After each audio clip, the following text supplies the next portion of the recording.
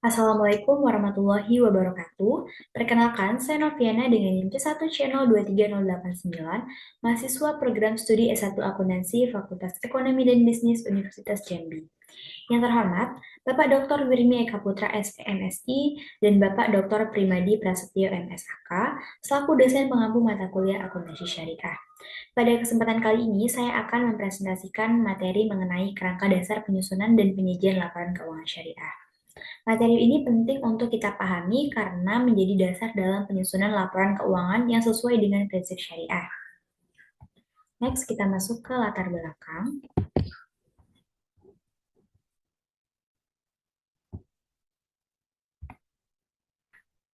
Nah, pada slide ini dijelaskan bahwa dalam sistem ekonomi syariah, penyusunan laporan keuangan ini tidak hanya berfokus pada aspek teknis, tetapi juga harus selaras dengan nilai-nilai ketuhanan. Artinya, setiap aktivitas ekonomi ini dipandang sebagai amanah yang harus dipertanggungjawabkan, tidak hanya kepada manusia, tetapi juga kepada Allah Subhanahu wa Ta'ala. Oleh karena itu, diperlukan suatu kerangka dasar yang dapat menjadi pedoman dalam penyusunan laporan keuangan syariah agar tetap sesuai dengan prinsip syariah.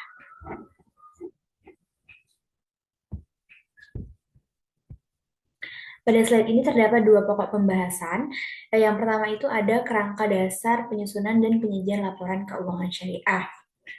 Selanjutnya ada konsep dasar akuntansi menurut Accounting and Auditing Organization for Islamic Financial Institution dan pemikir Islam. Selanjutnya mengenai kerangka dasar penyusunan dan penyajian laporan keuangan syariah. Nah, kerangka dasar ini merupakan konsep yang mendasari penyusunan dan penyajian laporan keuangan syariah. Tujuannya adalah sebagai pedoman bagi penyusun standar akuntansi, penyusun laporan keuangan, auditor, dan juga pengguna laporan keuangan. Dengan adanya kerangka ini, laporan keuangan itu dapat disusun lebih sistematis, konsisten, dan sesuai dengan prinsip syariah. Baik, selanjutnya yaitu mengenai paradigma, asas, dan karakteristik dari transaksi syariah. Transaksi syariah didasarkan pada paradigma bahwa seluruh sumber daya di dunia ini adalah amanah dari Tuhan Yang Maha Esa. Kemudian terdapat beberapa asas dalam transaksi syariah. Yang pertama ada persadaran atau ukhuwah, lalu keadilan, ketiga kemaslahatan, keempat keseimbangan, dan yang terakhir adalah universalisme. Selain itu, transaksi syariah juga memiliki karakteristik yaitu tidak mengandung riba, tidak mengandung kezaliman, tidak mengandung judi, tidak ada ketidakjelasan, serta tidak mengandung hal yang haram. Jadi, seluruh transaksi harus dilakukan secara adil, transparan, dan memberikan manfaat bagi semua pihak.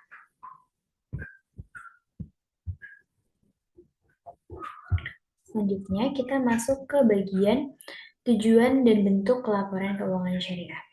Nah, tujuan utama dari laporan keuangan syariah ini adalah untuk memberikan informasi mengenai posisi keuangan, kinerja, dan perubahan keuangan suatu entitas. Laporan keuangan syariah ini terdiri dari laporan keuangan, laporan posisi keuangan, laporan laba rugi, laporan arus kas, laporan perubahan ekuitas, dan catatan atas laporan keuangan. Semua laporan ini digunakan untuk membantu pengguna dalam mengambil keputusan ekonomi.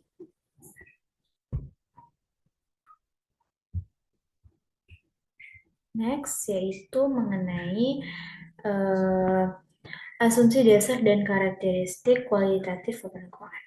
Nah, terdapat dua asumsi dasar dalam penyusunan laporan keuangan. Yang pertama yaitu ada dasar aktual, lalu dasar kelangsungan usaha. Kemudian juga terdapat karakteristik kualitatif laporan keuangan, yaitu dapat dipahami, relevan, andal, dan juga dapat dibandingkan. Artinya, laporan keuangan ini harus mudah dipahami, memiliki manfaat, dapat dipercaya, dan bisa dibandingkan antar periode.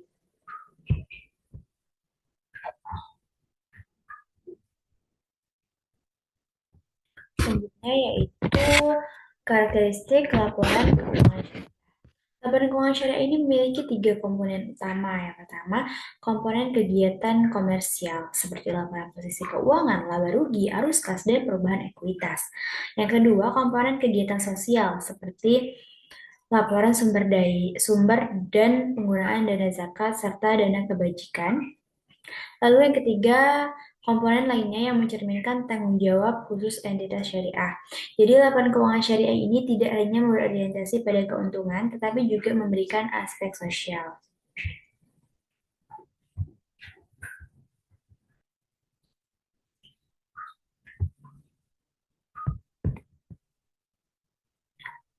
Selanjutnya yaitu mengenai uh, Accounting and Auditing Organization for Islamic Financial Institution dan pemikir Islam.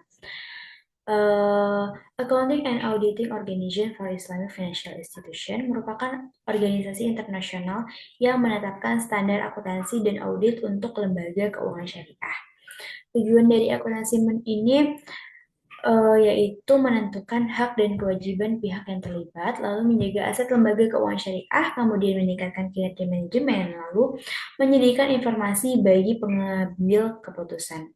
Pemakaian laporan keuangan menurut Accounting and Auditing Organization for Islamic Financial Institution ini meliputi pemegang saham, investor, lalu pemilik dana, pengelola zakat, dan pihak regulator. Pendekatan yang digunakan adalah dengan mengambil konsep akuntansi modern, kemudian diuji apakah sesuai dengan prinsip syariah atau tidak.